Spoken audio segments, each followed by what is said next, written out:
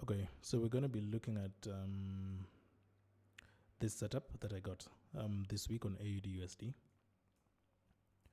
So what I'm looking for, just going to push this to the side. So what I'm looking for is for price to, of course, after Asia, close somewhere. So that is going to be my Asia high. So that was my high, ideally, and this becomes my low. And we can see that Asia was ranging in its own channel. And then midnight open happens. So we have midnight open here.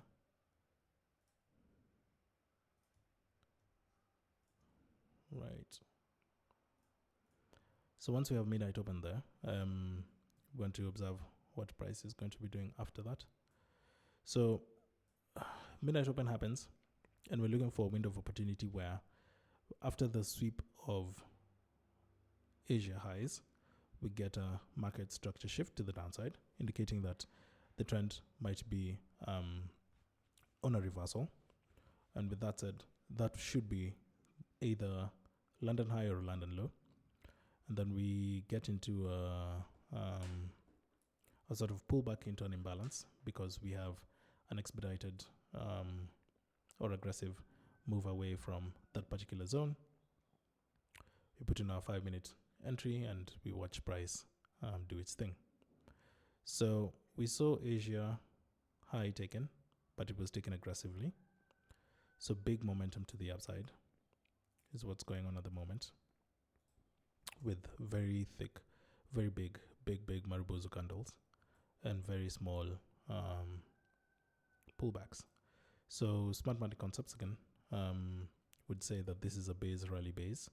So with a base rally base, then you're anticipating that price should definitely pull back slightly, then rally again to the upside, create another base, rally again to the upside, a certain number of pips, right? Not a certain number of pips, but to a certain place, because price can't just go up all the way. Now, what we see happening here is that price rallied all the way to create these highs. Now we see the first high here was formed with a clear break of structure. However, what happened after that is that price was rejected again to the downside. So price got to this point and then was rejected to this point, indicating first that there is some selling pressure, but the pressure could be just that there's going to be a rejection, right? So after this, you just wait. Smart money guy possibly would be waiting for this to be another base and then keep buying. However, looking at all this momentum, I think my gut feeling would tell me that it's time to get out if I'm taking any profits. Now, we are not trading that session or that leg. Jesus, it's loud. So we are not trading that leg. What we're waiting for is for a market structure shift to happen somewhere.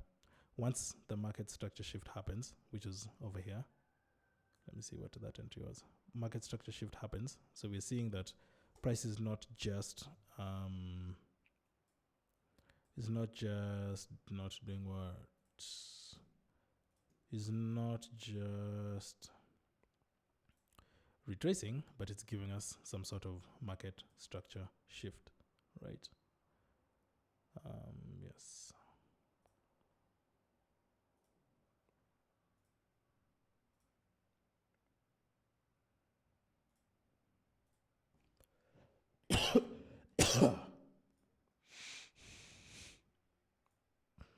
Sniffle.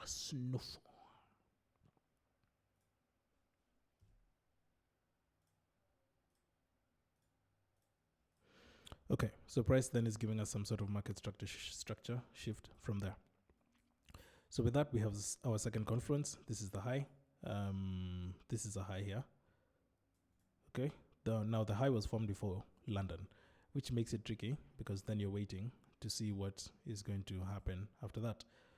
But a classic SMC entry is that once we get that high and we see price giving us a market structure shift, if it does that with a fair value gap like this one here, big one, big fair value gap, then we wait for price to get back to that zone and then we sell. So then I put my order somewhere there. Put my order somewhere there and wait for it to melt. So that one is one. So then price melted all the way to the downside here. Then we get into London session. Now, as we're in London session, we've taken out these highs. We've taken out these lows. Down here, there's more liquidity sitting around here with a big imbalance. However, these are areas that have not been tested also. These look like equal highs almost. So we can expect and anticipate that price will still come back to the upside. With that said, if we just do a classic entry, we wait for it. Price comes back up but doesn't activate on our fair value gap. Possibly I would have entered another trade on this candle here. Just because I kind of have seen this pattern before and I'm just being confident about it, or aggressive. Would have taken me out possibly, because price rallied again slightly. No, price is pushed back up, back into our fair value gap, tested it, and our first entry would have still been valid with very little drawdown. Price dropped, tested the area again, and then melted. Now, in a panic, possibly I would have maybe closed this trade. I don't know. But I think this is a good lesson in just letting your trades play out. If you're wrong, you're wrong. If you're not, well, you enjoy. So then this one came down all the way into hitting our TP1, which is a 1:3, hitting our TP2, which is a 1:6, and all this happened before, and hitting our 1:10. All this happened again before New York session. Now, was this a classic Judas swing type? Maybe not, because no, I think it is. Because either way, we're still looking for a high above the Asia high that's occurring in London, and that becomes the high of the day for London, for the London session. And then it breaks down, it comes down, drops. We can see that it's failing to take out the older highs. With that momentum, we're also seeing this big rejection, but that one is a misleading candle, I think, if you can see it. And then price comes down, gives us a fair value gap there. Then price rallies back up into that fair value gap and goes. Either way, I would have entered possibly somewhere there and seen it go down. So that one was a good also trade on AUD USD.